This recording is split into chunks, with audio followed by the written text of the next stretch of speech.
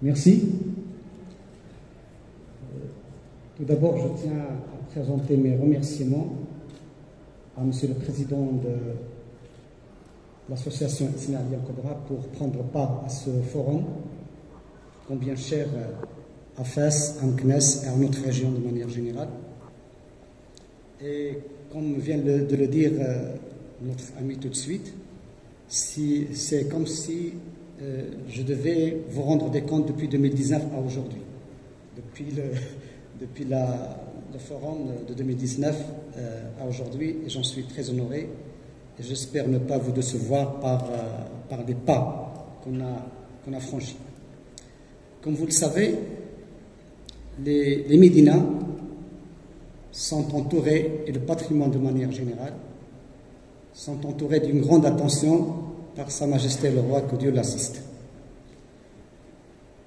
Au cours des années précédentes, avant le Covid, beaucoup de conventions ont été signées pour les principales villes historiques du Maroc, à peu près 8 grandes villes. D'autres suivront parce qu'il y a à peu près une trentaine de médinas dans le royaume du Maroc, et pour lesquels ces 8 médinas a été consacré un budget de près de 7 milliards de dirhams. Ce n'est pas rien pour des sites historiques pour lesquels il est très très difficile de dépenser de l'argent. Parce que ce n'est pas des autoroutes, ce n'est pas des barrages, c'est des petits coins à côté, à droite, à gauche, des maisons, des monuments, des petites fontaines, etc. Et la ville de Meknès a été honorée par cette attention royale.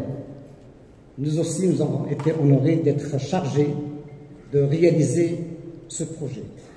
Je tiens ici d'abord à remercier tous ceux qui ont aidé et continuent à aider l'ADERFES à accomplir sa mission, notamment Monsieur le gouverneur de la préfecture de Meknès, avec tous les membres du comité préfectoral qui assurent un suivi au quotidien de ces projets, ce qui permet aujourd'hui de voir un état d'avancement assez élaboré. La Médina de Meknès, comme vous le savez, je le rappelle tout simplement, a bénéficié d'un programme intégré qui allie la question des monuments, de la culture, à la question de l'attractivité touristique et à l'attractivité économique, et aussi aux aspects fonctionnels de la ville et de la Médina dans l'enceinte de la ville, à travers bien sûr l'accessibilité, la réalisation des parkings, etc. Donc c'est un premier package. Bien sûr, la Médina de Meknès et la ville de Meknès aspirent pour d'autres programmes, mais l'épine dorsale de cette dynamique, de cette relance de dynamique de réhabilitation se trouve dans ce programme qui a un budget aujourd'hui de 800 millions de dirhams et pour lequel les engagements ont atteint à peu près 80%. Sur les 54 sites qui sont concernés par ce programme, aujourd'hui, nous avons 17 sites qui sont achevés. Et comme nous allons voir dans la présentation, nous avons 34 sites qui sont en cours de réalisation des travaux. Et nous avons 3 sites qui vont démarrer bientôt pour clôturer les 54 sites de la Médina de Meknès. Je tiens aussi à préciser que cette diversité d'actions et de projets dans ce programme intégré inclut également des composantes qui concernent les quartiers musulmans et qui concernent aussi le quartier juif, à savoir le Mellah, notamment à travers l'amélioration des façades et des circuits touristiques à l'intérieur de ce quartier, et aussi la restauration des murailles qui entourent le cimetière juif. Si vous le permettez, je vais commencer à défiler certaines photos. Je vous fais grâce de toute la littérature. C'est le programme bon, on est en train de mixer, donc je suis en train de présenter en français, et pour ceux qui aimeraient voir en arabe, donc le texte est présenté en arabe. Donc 54 sites avec un budget de 800 millions de dirhams. Comme vous le voyez, les compositions de ce programme, il s'agit des grands monuments, des grands palais, les grandes portes historiques au nombre de 14, les murailles avec un linéaire de 12 km à peu près, les deux grandes places historiques de Meknès, les mosquées et les médersas anciens, les borges, les fontaines, l'accessibilité et l'aménagement de parking, les fondouks et les qissaniya pour dynamiser l'activité économique et notamment à travers les artisans, et aussi l'aménagement de 4 circuits touristiques en plus de 4 sites qui sont des équipements de proximité. Alors les projets qui ont été réalisés et achevés. Il y a Bab Tizi Misrera, on voit la photo avant l'intervention, à droite, et puis les photos du monument restauré. Les 7 fontaines parmi les 8 donc, qui ont été restaurées, la fontaine Saba'ananab, la fontaine de l'Hedim. Là, je m'arrête un petit moment pour dire que le décor et les rosaces en zélige que vous voyez maintenant sur la fontaine restaurée, ils correspondent exactement au design du zélige de la fontaine au début du XXe siècle, parce qu'elle a connu des restaurations. Quand on a comparé l'état actuel avant notre intervention et les archives, on s'était aperçu comme quoi il a fallu revenir selon les règles de l'art et selon les choses sur lesquelles on s'est mis d'accord avec une commission nationale de revenir à l'état identique de chaque monument. Et dans le cas d'espèce, la fontaine Ledim qui a repris exactement le zélige qu'elle avait au début du XXe siècle. Sqaït Njani, la fontaine Qarston, la fontaine L'Adoul, la fontaine Touta, la fontaine de Sediq de l'Alami. Juste un petit mot sur les fontaines, parce que quand on restaure une fontaine, ce n'est pas tout simplement la fontaine elle-même, mais bien sûr son environnement immédiat. Et certaines fontaines, il fallait d'abord les libérer de certaines occupations. Des occupations qui ont duré pendant des décennies et des décennies, et qui sont devenues un acquis qu'on ne peut enlever à personne. Donc là, c'était un grand travail à travers les autorités locales et la DERFES pour pouvoir d'abord convaincre ces gens-là comme quoi ils n'ont pas à exploiter l'espace d'une fontaine, ou bien de l'habiter, ou bien de l'utiliser comme espace de commerce. Parmi les projets qui ont été réalisés aussi, c'est Bab et Borj Bni Mohamed. On voit la photo avant et la photo après. Borj Bibi Aïcha, la restauration de Bab Benima,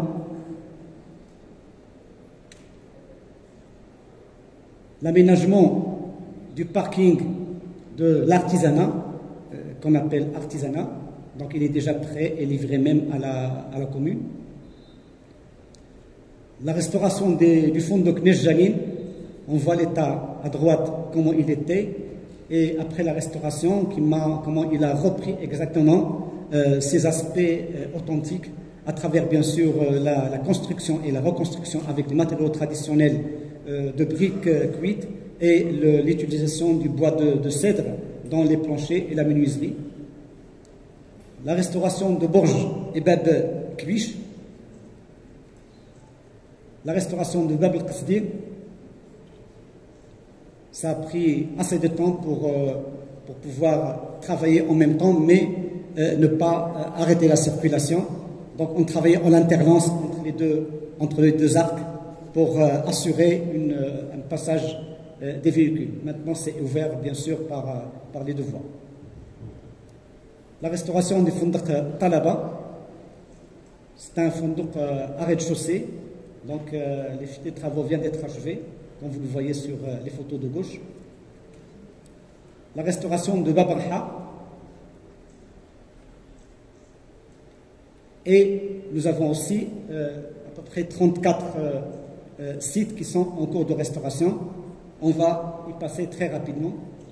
Je passe sur les pourcentages, les données techniques qui peuvent vous encombrer. On restera bien sûr à votre disposition pour toute question qui pourrait être posée. Mais là, on vous montre les photos et la dynamique et l'ambiance que crée un chantier de restauration. Un chantier de restauration, c'est d'abord des gens qui s'impliquent, depuis les autorités, les responsables, jusqu'au dernier ouvrier. Il y a l'architecte, il y a le topographe, il y a le bureau de contrôle, il y a les entreprises, les partenaires qui participent avec la DERFES, notamment la culture, la commune, l'habitat, et ceux qui ont chacun en ce qui le concerne par rapport à un projet donné. Donc c'est toute une ambiance qui se crée à l'intérieur du chantier. Et un chantier, c'est pas un chantier de restauration, ce n'est jamais quelque chose de, je dirais, de figé. Tu as un plan, tu l'exécutes et c'est tout. C'est toujours des choses qu'on retrouve sur le terrain, avec lesquelles il faut s'adapter et pour lesquelles il faut donner immédiatement, et quand il faut prendre du temps, il faut le prendre, pour lesquelles il faut donner immédiatement des réponses pour rester dans les délais du projet. Mais quand il s'agit bien sûr par exemple, de trouvailles archéologiques, etc., à ce moment-là, il va falloir prendre son temps pour bien analyser et prendre les décisions adéquates. Bien sûr, la question d'utilisation des matériaux traditionnels, avec l'introduction de la technologie d'aujourd'hui, bien sûr, il faut ces matériaux qui étaient mesurés autrefois par le flair de l'artisan quand il touche la pâte, il sait que c'est une bonne pâte de chaud. Aujourd'hui, quand on n'a pas cette très bonne maîtrise, c'est récupéré par les analyses de laboratoire, les bureaux d'études, les bureaux de contrôle, etc. Donc, l'acte de restauration, il est rentré maintenant aujourd'hui dans, je dirais, la logique du bâtiment, je dirais, moderne au niveau du processus, pour remédier à la baisse de la qualité et de l'expertise qu'on avait autrefois. Parce qu'il faut avouer, l'expertise qu'on a aujourd'hui, bien que excellente, n'est jamais l'expertise qu'avaient les artisans il y a 200 ans. Donc là, c'est des ponts qu'on établit entre les artisans bâtisseurs et les prestataires de services, à savoir notamment les ingénieurs, les architectes, les laboratoires et les bureaux de contrôle. La restauration de la fontaine Sereria, qui est en cours aussi, le Borj Shrechera, là par exemple, on est resté très longtemps en arrêt. Parce que parfois, quand on ne sait pas quoi faire, il ne faut pas faire n'importe quoi. Le Borj présentait beaucoup d'énigmes qui étaient incompréhensibles et ça nous a mis un petit peu en difficulté avec l'entreprise qui s'est désistée. Ce n'est pas de sa faute parce que le projet ne marchait plus et il fallait faire appel à une autre entreprise. Entre-temps, on a eu l'occasion de bien analyser la difficulté qu'il y a. Et on a trouvé une solution médiane pour ne pas faire quelque chose qui se base sur une hypothèse, une simple hypothèse. Il faut se baser sur la certitude. Quand on se base sur la certitude, on a moins de risques de faire quelque chose qui n'est pas compatible avec l'authenticité du bâtiment. Maintenant, nous continuons le travail, bien sûr, mais sur la base de choses qui sont sûres. La restauration du Fondok Sultan, qui est aussi en cours, là, vous allez imaginer que vous avez toujours les mêmes coloris, les mêmes paysages qui sont dus, bien sûr, à la brique, au bois, à la chaux, etc. Donc, nous avons toujours les mêmes images qui risquent de se répéter par l'usage des mêmes matériaux traditionnels. L'amélioration du circuit touristique, là, c'est Dar Kbira. Donc, il faut d'abord réaliser un bon pavage en pierre. Donc, on abolit tout ce qui est pavé en ciment et l'on remplace par du revêtement à caractère très dur, qui est la pierre. Toujours la restauration des lieux publics, fontaines, auvents, portes. On remplace tout ce qui est métallique, tout ce qui n'est pas intégré, par des ouvrants et des portes et des auvents en bois de cèdre. La restauration des murailles. Nous avons affaire à 12 km de murailles. Et chaque muraille, elle se présente elle-même par un aspect pour lequel il faut agir de manière conséquente, parce que les murailles ne sont pas toutes les mêmes, ils ne présentent pas la même pathologie et elles ne présentent pas les mêmes textures, il y a des nuances entre une muraille, un tronçon de muraille et une autre.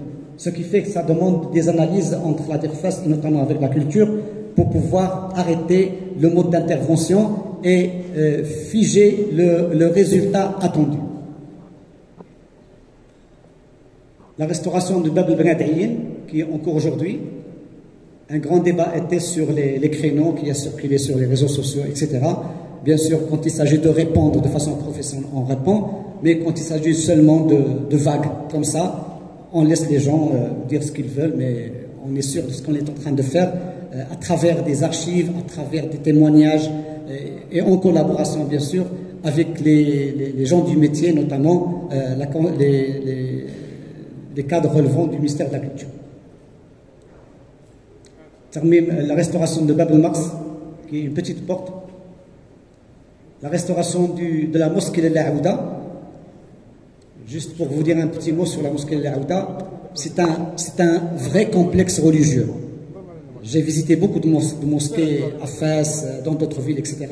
Mais quand j'ai découvert la mosquée de l'Aouda, c'est vraiment quelque chose d'extraordinaire au niveau des espaces, au niveau des espaces annexes, au niveau de l'imbrication des fonctions. Tout simplement, c'est une merveille architecturale qu'on a découvert, nous, venant de Fès. Mais on est en train aujourd'hui, nous avons cet honneur de la restaurer aujourd'hui avec l'apport de tous les partenaires pour lui rendre son authenticité et lui rendre toute la solidité qu'il requiert.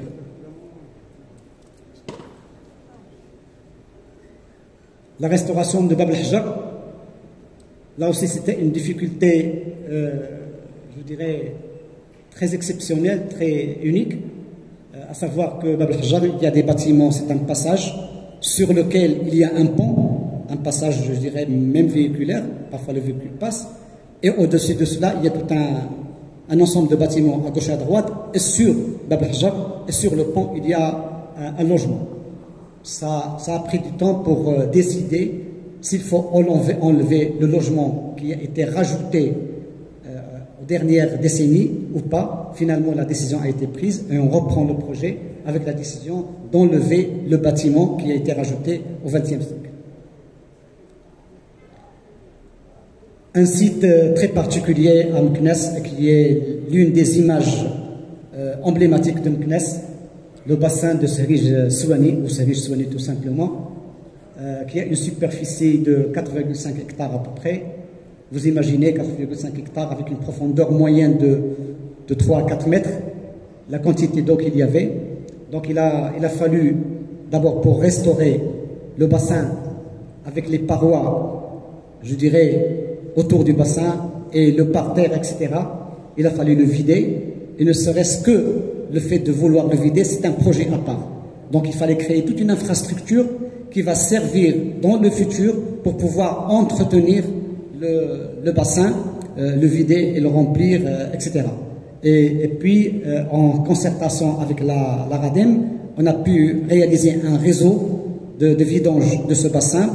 La RADEM a pas fait une partie et la DERFAS a fait une autre partie pour pouvoir assurer toute l'infrastructure de vidange de ce bassin-là.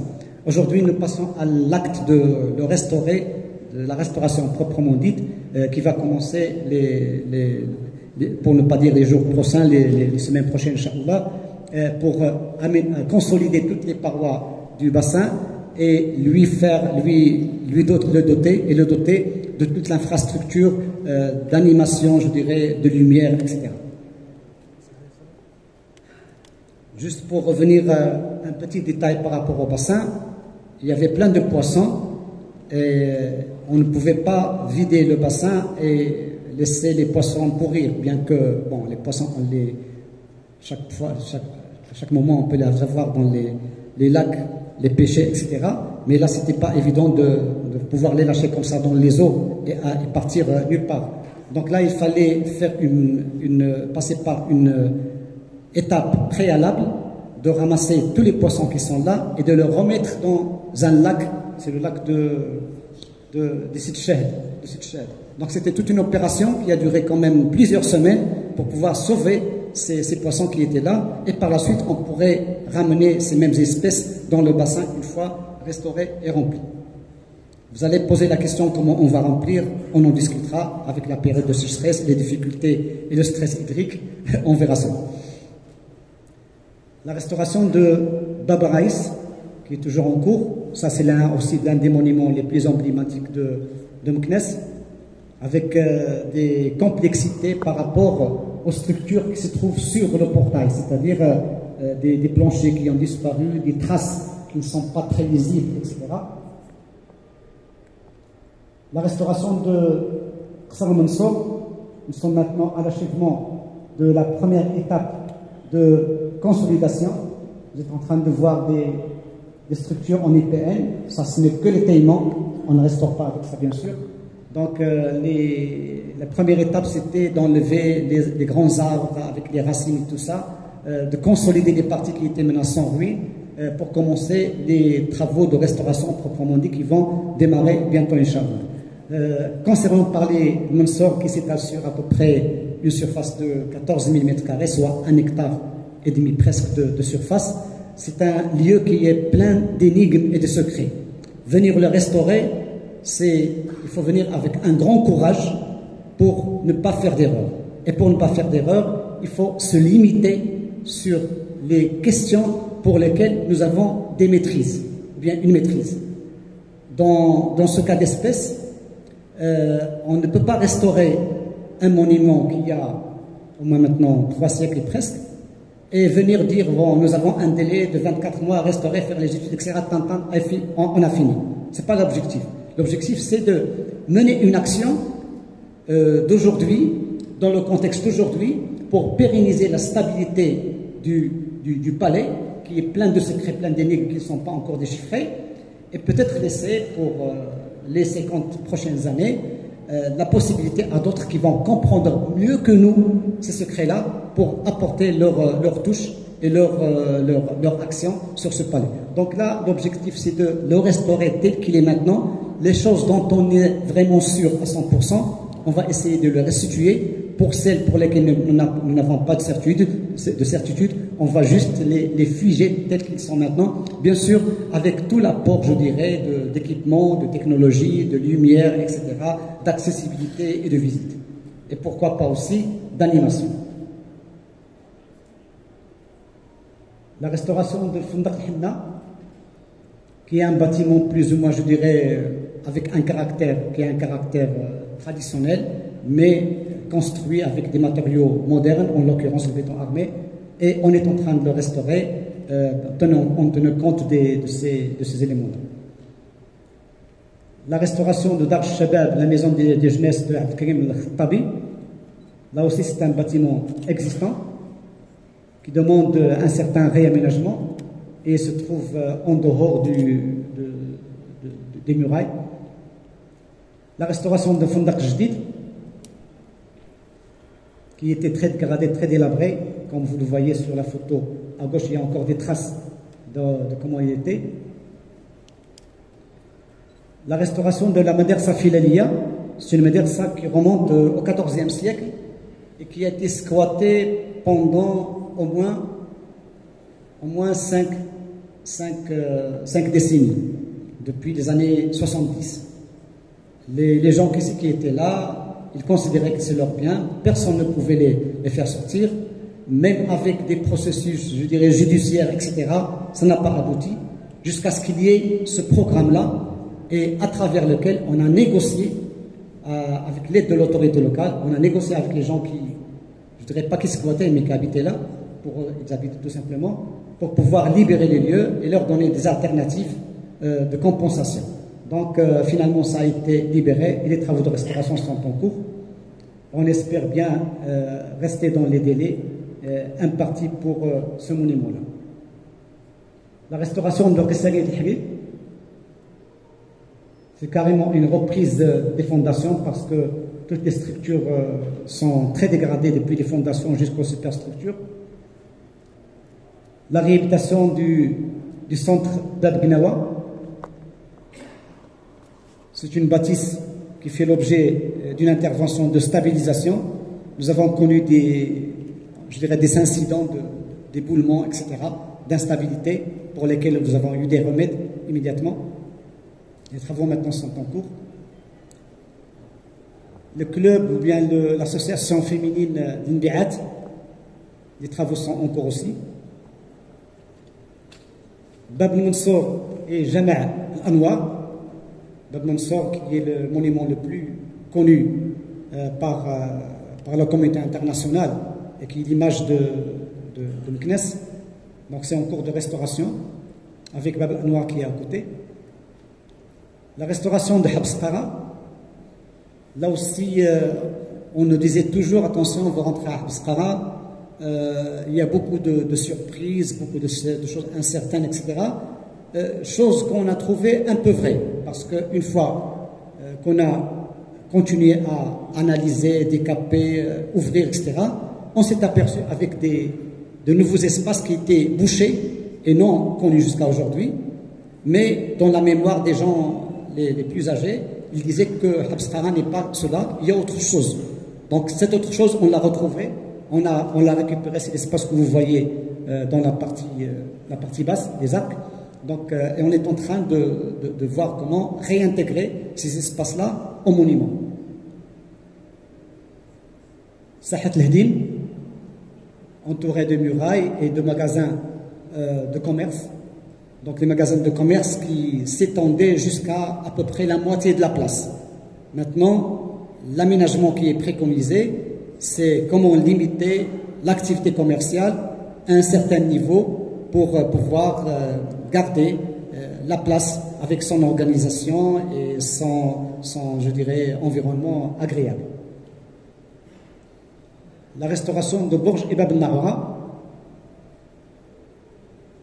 la restauration de Hriswani, à ma connaissance, le monument le plus grand du Maroc. Ça peut être 3 hectares. Je ne connais pas de monument qui a cette dimension-là. Dont la partie couverte qui s'appelle Dar al-Ma et la partie dont les planchers ont disparu depuis peut-être des siècles, quelques siècles, qui est le Hriswani proprement dit. Donc les actions de restauration sont aujourd'hui en cours et on restaure tout le site de manière à le pérenniser. On n'est pas en train d'essayer de couvrir, de rendre les couvertures ou bien les voûtes qui couvraient tout l'espace de Hriswani. Donc ce qui a été convenu entre responsables et techniciens, c'est de se limiter à la restauration de ce qui est existant pour qu'il puisse servir comme espace multifonctionnel sur le plan culturel, sur le plan touristique, sur le plan artisanat, avec bien sûr tous les équipements qu'il faut, que ce soit éclairage, internet, prise d'informations, etc., etc. La restauration de Dar al-Kibira, ou bien de la porte Dar al-Kibira, la restauration ou bien l'aménagement du parking Zine al-Abidine, qui est aujourd'hui en cours. Je crois que dans 3-4 mois maximum, on aura achevé la plateforme du parking, tel que ça a été fait pour le parking de l'artisanat. La restauration de la madrasa Bou'naniya, l'un des monuments du XIVe siècle.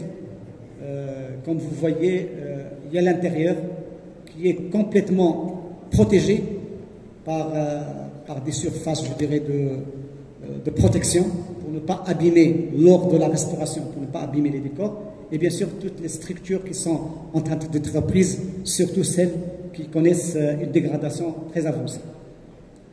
La restauration de Bab Jdid, qui est aussi en cours. Le Fandaq al-Moulou'in, le circuit de l'Mellah, le quartier juif avec Skakin et Sheikh Kamel. Les travaux aujourd'hui sont en cours. Et puis il y a 3 sites pour lesquels on va lancer les travaux, Inch'Allah, incessamment, à savoir Fandaq Zbadi, le parking souterrain Babarha et le circuit touristique du bus touristique, du circuit du bus touristique. Je vous remercie de votre attention. Je tiens à remercier toute l'équipe qui a travaillé sur ce projet, que ce soit au sein de la DERFES ou bien avec les partenaires qui nous assistent et nous soutiennent tous les jours, et aussi Sid Alaoui qui est le chef de l'antenne de la DER Amknes, qui supporte beaucoup de charges pour faire avancer ce projet. Et je vous remercie de votre attention. Merci beaucoup. Merci beaucoup.